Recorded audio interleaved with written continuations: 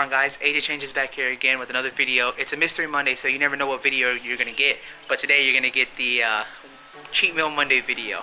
So that's what today's video is about. I didn't eat it today. I don't suggest you eat it every Monday or once a week or anything like that, but I do think everybody should enjoy what they eat or eat something that they really like at least once a month.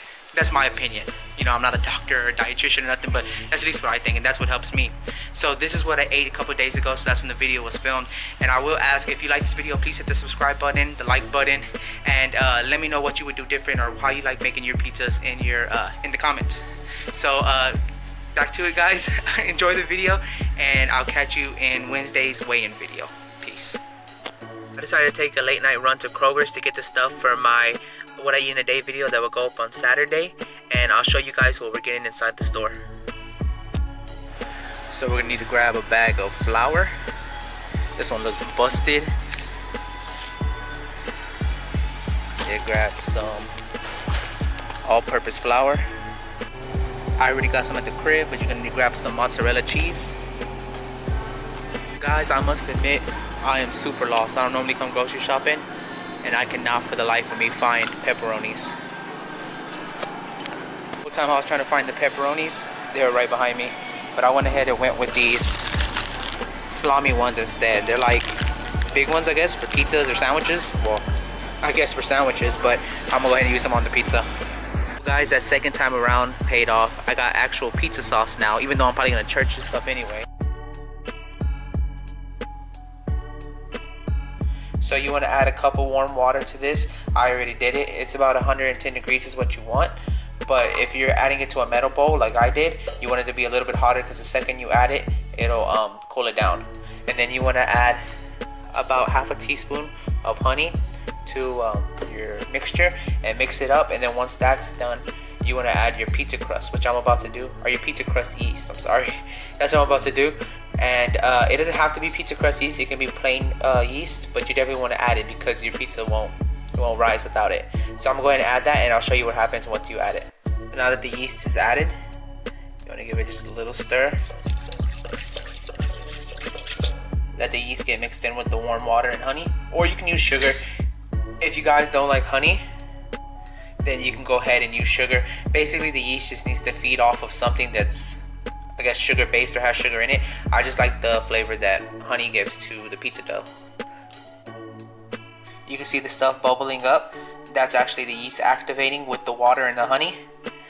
That shows you that it's actually good. So if you do this and you mix it up and there's nothing happening, give it about, I'd say, 2 or 3 minutes. If it doesn't, then your water was probably too cold or too hot. And the temperature you're gonna want is between, I believe, 100 and 110. Your packets of yeast or your box of it, or however you buy it, should say on the back exactly like what temperature it should be. Then you're gonna want to add 1.5 teaspoons of salt to your mixture. Then you're gonna want to add 1.5 tablespoons of olive oil. I didn't have any right now. That's normally what I would use, so I'm just using vegetable oil. I've never had a problem doing that in the past. So I'm gonna add that.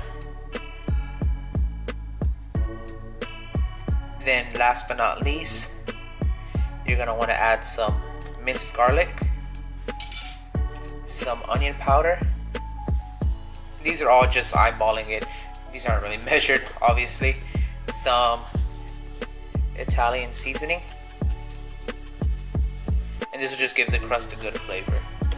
And then finally, some crushed red peppers.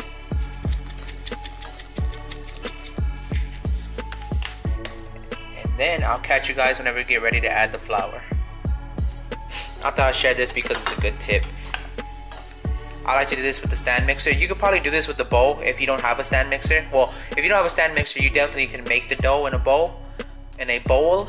But if you have a stand mixer, this especially helps to get some PAM or non-stick spray, and go ahead and spray the sides of the bowl before you start mixing the dough, because it'll help the dough not get so sticky up there at the top and will stick at the top. You can also spray the hook of the mixer, which is what I will do, and it helps it not stick to the hook. So let's get to the flour. So I added 2.5 cups of flour. This will probably take about 2.5 to 3 cups, but I'm gonna go ahead and start with 2.5, which is what you should start with, because I know there can be a lot of variance in like humidity in the air and stuff, and I think that can affect it. Don't quote me. So you go ahead and start mixing that, and we'll see what happens.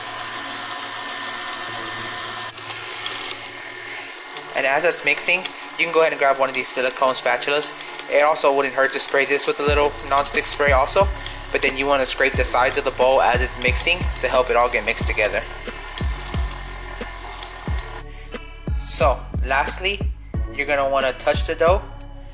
See, I have Pam on my hand right now so I can get it off the hook, but your dough should be soft. It shouldn't be crumbly at all, but it also shouldn't be sticky.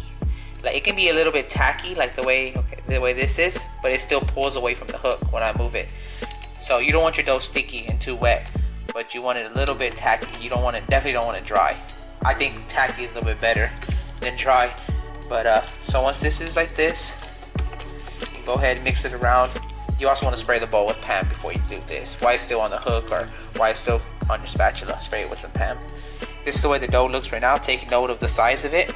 We're gonna go ahead and let it rise, and then I'll come back to you guys once it's risen. So this is how it should look once it's risen. You can see how big it actually got. So next, we're just gonna go ahead and spread out the pizza dough on a pan, and I'll come back to you once it's spread out. So I used about 2/3 of the dough for the pizza and 1/3 for the breadsticks, and I went ahead and put a little bit of Parmesan cheese on the breadsticks. And for the pizza, obviously you can add whatever you want, but what I do is I get butter and I melt it with Parmesan cheese and red pepper flakes, and then I go and garlic, and I go ahead and brush on the outside as well as on the breadsticks.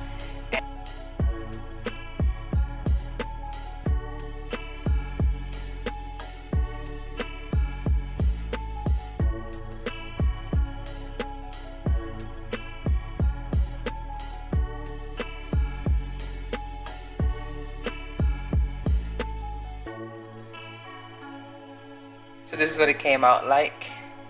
Looks pretty good, pretty crunchy.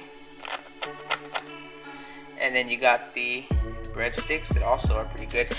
One thing I didn't mention is that you want to cut them before you put them in the oven. So while they're still raw, go ahead and cut them because it makes it a lot easier. And let's see that pizza.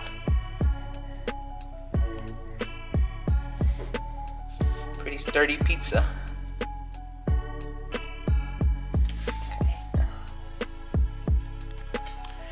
Now for the test.